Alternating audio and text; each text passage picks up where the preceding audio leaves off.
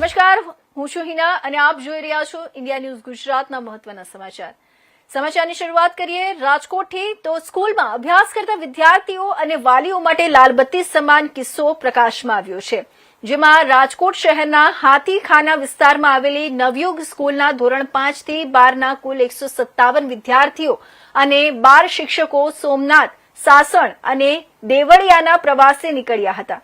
ત્યારે ગત 19 ડિસેમ્બરના રોજ સોમનાથ દર્શન કરીને પરત ફરતી વખતે બપોરે 12 વાગ્યાની આસપાસ વિદ્યાર્થીઓ સાસણ તાલાલા રોડ પર આવેલા રિસોર્ટમાં જમવા અને વિરામ માટે રોકાયા હતા. વિદ્યાર્થીઓએ રિસોર્ટમાં જમ્યા બાદ કેટલાક વિદ્યાર્થીઓએ અચાનક રિસોર્ટના સ્વિમિંગ પુલમાં નહાવા પહોંચી ગયા હતા. ત્યારે કમનસીબે 13 વર્ષીય હાર્દિક મુકેશભાઈ બારૈયા અચાનક પાણીમાં ગરકાવ થઈ ગયો હતો. આથી હોટલના સ્ટાફ અને શિક્ષકો દ્વારા તેને તાત્કાલિક બહાર કાઢી તાલાલા સરકારી હોસ્પિટલ ખસેડવામાં આવ્યો હતો, પરંતુ ફરજ પરના તબીબ દ્વારા તેને મૃત જાહેર કર્યો હતો. જે બાદ ઘટનાની જાણ થતાં જ મૃતક વિદ્યાર્થી હાર્દિકના માતા પિતાને તથા મૃતકના પરિવારજનો રાજકોટથી તાલાલા દોડી આવ્યા હતા. હોસ્પિટલના પટણાંગણમાં જ્યારે માતા પિતાએ પોતાના લાડકવાયા દીકરાનો મૃતદેહ જોયો ત્યારે તેમના હૈયાફાટ રુદનથી ત્યાં હાજર દરેક વ્યક્તિની આંખ ભીની થઈ ગઈ હતી. દીકરા ઉભો થા, જો પપ્પા આવી ગયા. પિતાના શબ્દોએ પથ્થર દિલના માણસને પણ હચમચાવી દીધો હતો. ત્યારે બે બહેનોના એકના એક ભાઈના મોતથી પરિવાર પણ શોકનું મોજું ફરી વળ્યું હતું.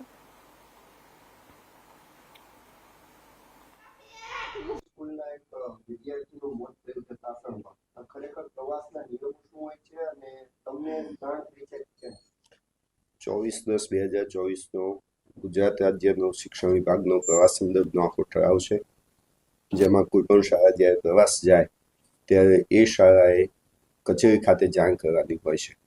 નવયુગ શાળાએ કચેરી ખાતે જાણ કરતી ફાઇલ અમને જમા કરાવી હતી. 11મી તારીખના રોજ એ ફાઇલ જમા થયેલી છે. એ ફાઇલમાં મૂક્યા મુજબ 145 વિદ્યાર્થી અને 14 શિક્ષકો સાથેનો આ પ્રવાસ હતો, જેમાં સૌથી પ્રથમ સર સોમનાથ અને પછી સાસણનું દેવળિયા પાર્ક હતું. એક દિવસનો પ્રવાસ હતો અને સંચાલક સાથે જ્યારે ત્યાં પ્રાથમિક તપાસ અર્થે પૂછપરછ કરી હતી ત્યારે સંચાલકના જણાવ્યા અનુસાર એ લોકો જમવા માટે સાસણ ખાતેના એક રિસોર્ટમાં રોકાયા હતા અને જ્યાં કેટલાક વિદ્યાર્થીઓ નાહવા માટે, જેમાં નાહવાનું કોઈ આયોજન નહોતું છતાં પણ કેટલાક વિદ્યાર્થીઓ નાહવા માટે સ્વિમિંગ પુલમાં પડ્યા હતા અને એમાં એક વિદ્યાર્થીનું ડૂબી અને દુઃખદ અવસાન થયું છે. આ બાબતે દુઃખની લાગણી વ્યક્ત કરું છું.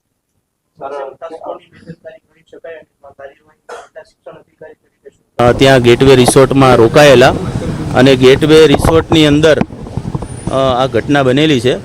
ખરેખર ત્યાં માત્ર ને માત્ર જમવાનો જ વિષય હતો. ત્યાંથી પછી સીધું દેવળિયા પાર્ક જવાનું હતું અને આપણે ડીઓ ઓફિસમાંથી પરમિશન પણ લીધેલી છે. આપણે પોલીસમાં પણ જાણ કરેલી છે, પણ કદાચ પોલીસ મિત્રો એક દિવસનો પ્રવાસ હોય, કદાચ નહીં આવી શક્યા હોય, અલગ બંદોબસ્તમાં હશે, પણ આપણે તમામ એસઓપીનું પાલન કરેલું છે. ડ્રાઇવિંગના લાઇસન્સ પણ છે, જે આજે અમુક મીડિયાના માધ્યમથી મને ધ્યાનમાં આવ્યું એના કારણે હું આપની સમક્ષ રજૂ કરું છું.